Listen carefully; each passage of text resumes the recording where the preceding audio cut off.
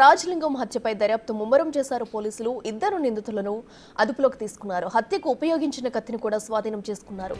మిగతా నిందితుల కోసం గాలింపు ముమ్మరం చేశారు. హత్యకు గల కారణాలపై దర్యాప్తు చేస్తున్నారు పోలీసులు.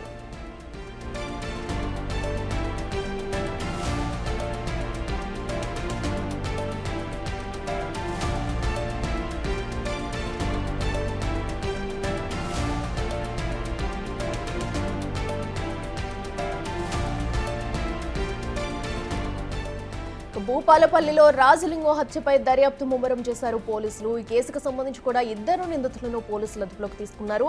అయితే వారి నుంచి కూడా హత్యకు ఉపయోగించిన కత్తిని స్వాధీనం చేసుకున్నారు. మిగతా పరారీలో ఉన్న నిందితుల కోసం గాలింపు చర్యలు ముమ్మరం చేశారు.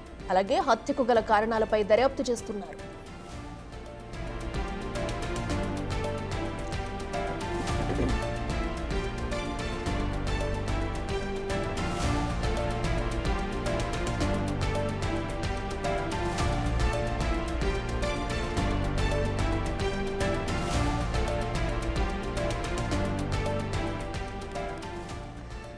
భూపాలపల్లిలో రాజలింగం హత్యపై దర్యాప్తు ముమ్మరం చేశారు పోలీసులు.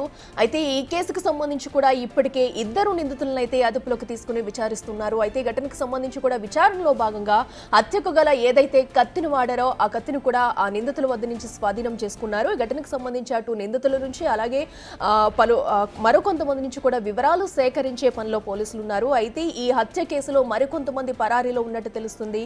ప్రస్తుతం వారి కోసం గాలింపు చర్యలు అయితే ముమ్మరం చేశారు. ఇక మరి కాసేపట్లో దీనిపై ఇప్పటికే విచారణ ముమ్మరం చేశారు.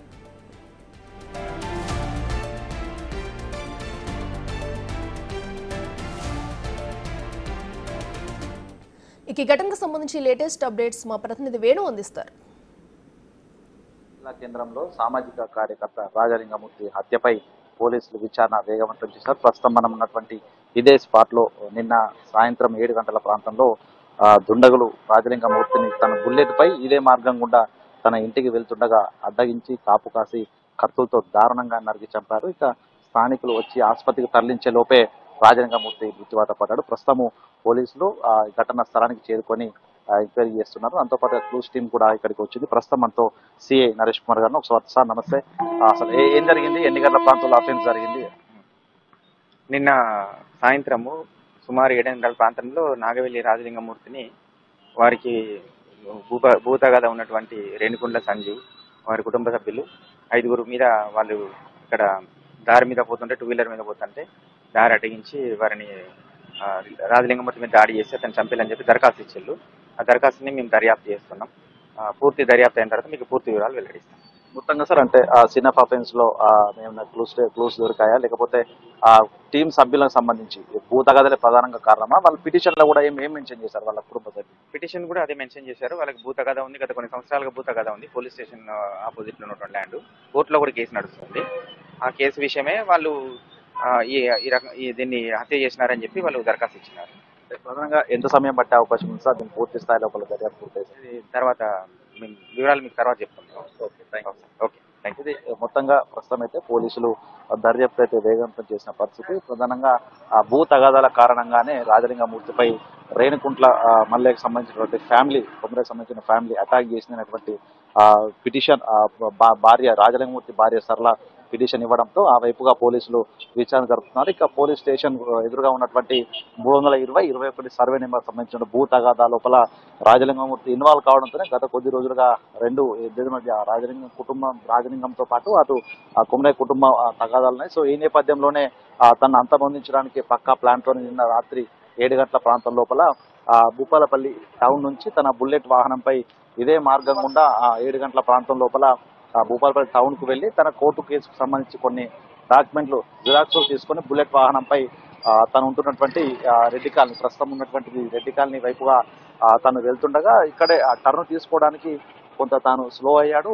అదే క్రమం లోపల తనపై వెంటనే ఇక్కడే కాపు కాచుకొని కూర్చున్నటువంటి ఎవరైతే దుండగులు ఉన్నారో వాళ్ళంతా ఒక్కసారిగా 5గురు సభ్యులు తనపై దాడికి పాల్పడి విచక్షణ రహితంగా తలపై పొట్టలో కూడా విచక్షణ రహితంగా పొడవడంతో పూర్తిగా భారీ గాయాలై తీవ్ర రక్తస్రావంతో ఇక్కడే మృతి చెందినట్టు తెలుస్తుంది. ప్రస్తుతము క్రూజ్ టీం కూడా దానికి సంబంధించి దాడికి సంబంధించినటువంటి అఫెన్స్ లోపల క్లూస్ సేకరిస్తున్న పరిస్థితి కనిపిస్తూ ఉంది. ఇక శాంపిల్స్ అదేవిధంగా దాడికి పాల్గొన్న వారికి సంబంధించినటువంటి టెక్నికల్ డేటా సేకరిస్తున్నారు. ఇక అఫీల్ జరిగిన ప్రాంతం లోపల తీవ్ర రక్తస్రావంతో రాజలింగం మృతినంతో బ్లడ్ శాంపిల్స్ కూడా సేకరిస్తూ దానికి సంబంధించినటువంటి మాంసం శాంపిల్స్ కూడా ప్రస్తుతం క్లూస్ టీమ్ సేకరిస్తున్న విజువల్స్ అయితే మనం చూస్తున్నాము. ఇక పూర్తిగా ఈ కేసు సెన్సిటివ్ కేసు కావడము, రాజలింగమూర్తి మేడిగడ్డ అంశం లోపల మాజీ సీఎం కేసీఆర్ తో పాటు హరీష్ రావు అదేవిధంగా నిర్మాణ సంస్థలన్నిటిపై కేసు వేయడంతో రాజలింగమూర్తి స్టేట్ వైడ్ గా ఒక ఫిగర్ గా ఉన్నాడు. సో దీంతో ఈ కేసు లోపల ఎవరు ఇన్వాల్వ్ అయ్యకుండా వదలొద్దంటూ భూపాలపల్లి ఎమ్మెల్యే గండ్ర సత్యనారాయణ ఎస్పీకి కూడా ఆదేశాలు జారీ చేశారు. హత్య రాజకీయాలను ప్రోత్సహించలేదంటూ కూడా ప్రభుత్వం కూడా మండిపడుతున్న నేపథ్యం లోపల ఈ వెనుక ఈ హత్యకు పాల్పడ్డ 5 వ్యక్తుల వెనుక ఎవరున్నా కూడా పూర్తి స్థాయి దర్యాప్తు చేసి పక్కాగా ఆధారాలు సేకరించి తగిన శిక్ష పడే విధంగా చేస్తామంటూ కూడా స్థానిక ఎమ్మెల్యే చెప్తున్న నేపథ్యం లోపల దర్యాప్తు తర్వాతే ఏ విషయాన్ని వెల్లడిస్తామో అప్పటి వరకు ఏం చెప్పలేమంటూ కూడా పోలీసులు చెప్తున్న పరిస్థితులు అయితే, మరోవైపు ఈ హత్యకు పాల్పడ్డటువంటి 5 లోపల 3 పోలీసులు అదుపులోకి తీసుకొని విచారిస్తున్నట్టు తెలుస్తుంది. వాళ్ళ కాల్ డేటా, వాళ్ళ CDRల ఆధారంగా, లొకేషన్ల ఆధారంగా ఎవరెవరిని కలిశారు, హత్యకు ఎప్పుడు ప్లాన్ చేశారు, దీని వెనుక ఎవరి ప్రోద్బలం ఉందని దానికి అన్ని విషయాలు కూడా కూలంకషంగా పోలీసులు దర్యాప్తు చేస్తున్నారు. వాళ్ళ టవర్ లొకేషన్ల ఆధారంగా హత్యకు ముందు తనకు ఆయుధాలు ఎక్కడి నుంచి తీసుకొచ్చారు, హత్యకు ముందు ఎవరితో మాట్లాడి ప్లాన్ చేశారు, అయితే రాజలింగమూర్తి ఈ సమయానికి ఇక్కడికి వచ్చి వెళ్తున్న అంశాన్ని ఎవరి ద్వారా తెలుసుకున్నారనే దానిపై పోలీసులు కూడా పలు కోణాల్లో దర్యాప్తు చేస్తున్నారు. ఓవైపు సహకరించిన వారు అదేవిధంగా దీనికి వీళ్ళకి ప్రోత్సాహం అందించిన వారిపై కూడా పోలీసులు పూర్తి స్థాయి డేటా సేకరించిన తర్వాత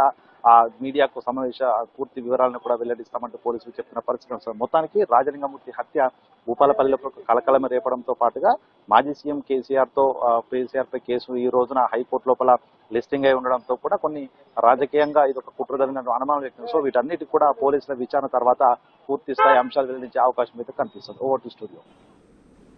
రాజలింగం హత్యను తీవ్రంగా ఖండిస్తున్నామని చెప్పారు టీపీసీసీ ప్రధాన కార్యదర్శి చరణ్ కౌశిక్ యాదవ్. ప్రజాప్రభుత్వం ఇలాంటి హత్యను సహించదన్నారు.